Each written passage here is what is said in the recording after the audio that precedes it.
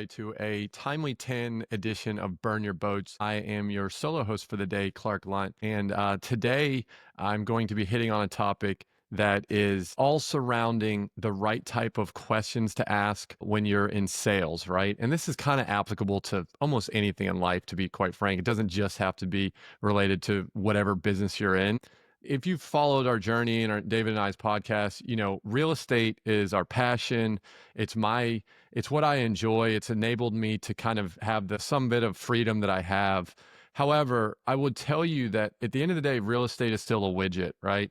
It's a widget that I trade. I'm not really emotionally tied to any one property. I am appreciative of what it's done to me up to this point, but my actual true passion is solving problems, is sales, is being able to understand a predicament that someone's in, and then for me to be able to ask strategic questions to fully understand what the problem is, and then for me to provide solutions. And sometimes those are solutions that me is in terms of the company that I have, I can solve their problem. And then sometimes maybe I can't solve it with the product that I have to sell, but maybe I can point them in the right direction. I can offer them ideas, things like that. So it's a win-win either way.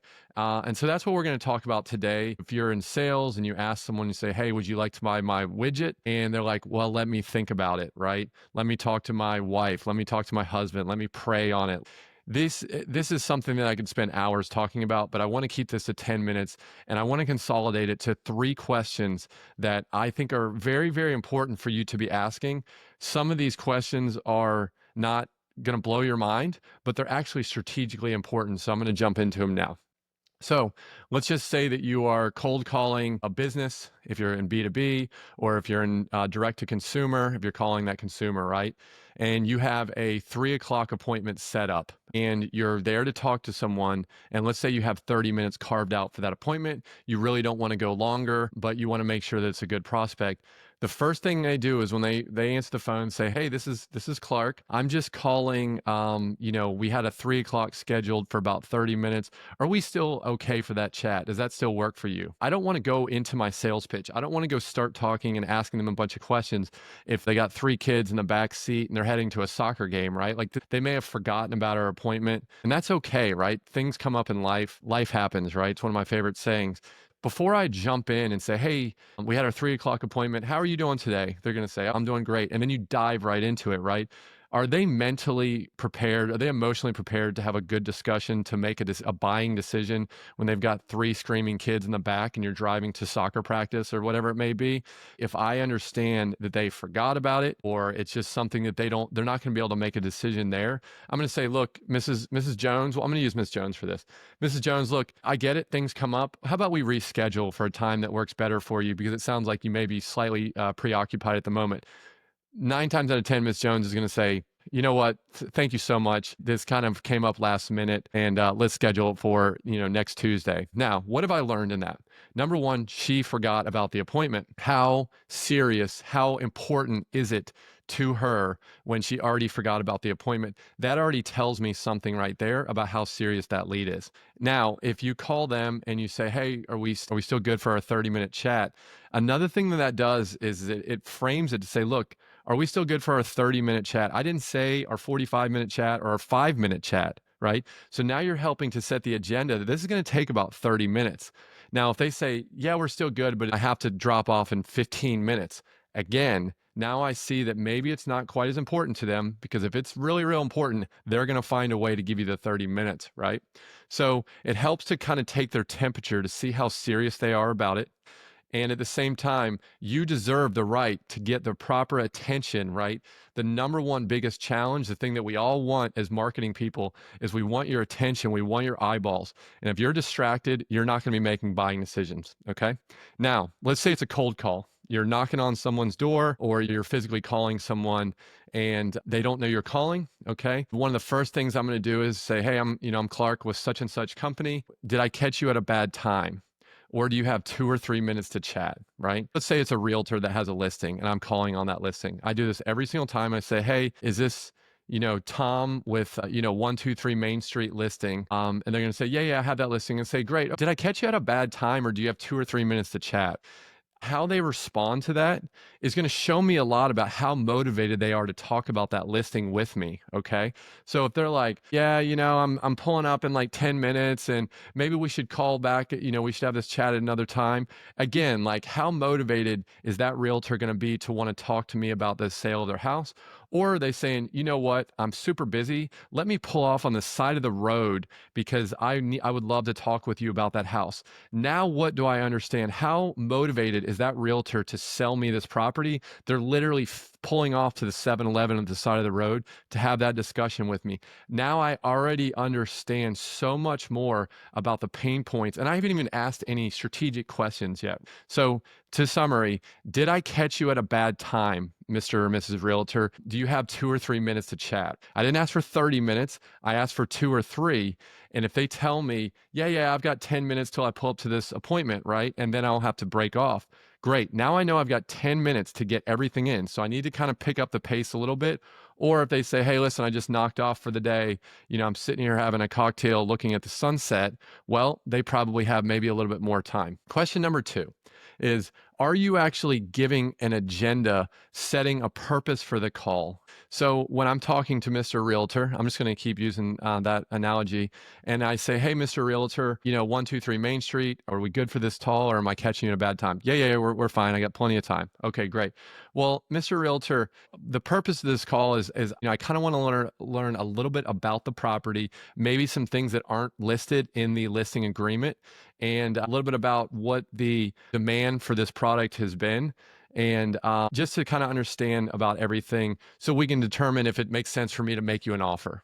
What I'm doing is I'm setting the precedence to say, I need information, and that information will potentially provide me the ammunition to give you an offer. So I want to incentivize the person to say, hey, look, if you give me information, I will potentially give you an offer. I can't guarantee I'll give you an offer, but I might, depending on how much information you give. Does that make sense? Okay. And I need them every time that I ask for something, I need them to agree and say, yeah, that makes total sense. And my number 2 question is, do you mind if I ask you a few questions? It's very simple. Do you mind if I ask you questions about the property and the situation, right? Because I already know that if I get down the road and I start asking more intimate, detailed questions about the widget that person is selling, and they may get annoyed. They may say, why are you asking me those questions, right? But remember, I asked in the very beginning if I could get permission to ask you questions. So if I know that they may have a little bit of issues with some of the questions I'm asking, then it enables me to ask a follow-up question that says, hey, I asked earlier if it was okay if I asked you those questions, and you said it was okay. So would you mind sharing with me about the question I just asked? What was out of line, right? And they're going to tell you, right? Well, it was out of line because of da-da-da-da, right? Guess what? Guess how much information that I'm going to learn from that experience of them getting pissed off about a question I asked. So the second question is, I always want to get permission to ask questions. I know it sounds weird because you're calling and you're talking to someone to ask questions, but you want to get permission for everything. And the third thing is the number one thing that everyone should be doing that they're not, okay? So if I say, okay, great, you've given me permission to ask questions, okay? I'm going to say one more thing. Okay, so if I could ask you one more favor, Mr. Realtor, before we even get started, I've got these questions for you. I want to learn a little bit about what's going on with this property to see if it makes sense for me to make you an offer. A lot of times, Mr. Realtor, by the time you give me the information I need, I'm probably going to be able to give you a guesstimate as to what I can offer you on this property. Are you okay being honest with me and letting me know if it just doesn't work for you at all? I don't want to waste your time. I don't want to send over offers or letters or anything like that. I don't want you to have to look, be fearful that you're going to go to your seller and not look good because the offer is just too low or it just doesn't work, right? So I'm setting the stage for them to tell me that it's okay to say no. I didn't say you're forced to tell me yes, but I'm saying, are you okay just being brutally honest with me and saying, Clark, that's not going to work for me. That's not going to work for my seller at this time. Okay. And then depending on, and everything is always a gray area, right? Because depending on the personality type I'm talking to, if I'm talking to someone that's very like high D on the disc profile where they're like straight to the point, I'm going to get through these questions very, very quickly, right? If I'm talking to like a 75-year-old grandmother realtor that's been doing it 30 years, that's very soft spoken, it's it's much easier to kind of get through the whole thing. I slow my tonality down a little bit, and the way that I approach it. Hey, I think that, Miss Jones, you've been a realtor for a long time. If we kind of get through this and I have a few questions for you, and I'm able to even come up with an offer, and it's not going to make sense for your seller. Are you okay just being very straightforward and letting me know that it's a waste of time? Is that okay with you? So I'm already setting the stage for the fact that A, I'm interested, I need to ask questions. B, probably the offer that I'm going to make, since I'm in real estate, on their house is going to be lower that they're asking for, right? So I'm already kind of like, through psychology, planting these seeds that the offer is going to be really low, right? Now, if you have the type of seller that's asking 300,000 for a property, and if you offer them 299,000, they're going to get offended and tell you to get out of their house. Amazing, right? So the realtor is going to tell me that right up front. Hey, listen, you just mentioned that your offer may be lower, but my seller is a hard line at 300K, right? They already turned down an offer for 297. Great. Did I ask them if they had any other offers on the table? No. I was able to, through strategic questioning, derive this information directly from the realtor, right? Guess what happens now? That saves me time. I don't really even have to spend the next 10 minutes on this phone call with this realtor, because I already know that my offer is going to be 250 and they're asking 300. That's a waste of everyone's time. It enables me to quickly pivot into, if this isn't a good fit for your client, do you have other clients? Do you have other referrals? Who else should I be talking to be able to build that trust with that person? I could go about this forever, and I'm probably going to do a lot more episodes on the strategic questioning. But at the end of the day, if you can't, if you're catching someone that is distracted, they're not in the right frame of mind, then everything I just said is irrelevant. So you have to, number one, qualify them that you have the permission to have the right amount of time to have that conversation. Even if that's only 2 or 3 minutes, you need to earn that time with their permission. Number two, you need to get permission to ask them questions. I love this property. I love everything about it. Do you mind if I ask you a few questions about the condition of it and what's going on? Maybe there's some things that are not in the listing description that you might want to share with me that may be important for me to know.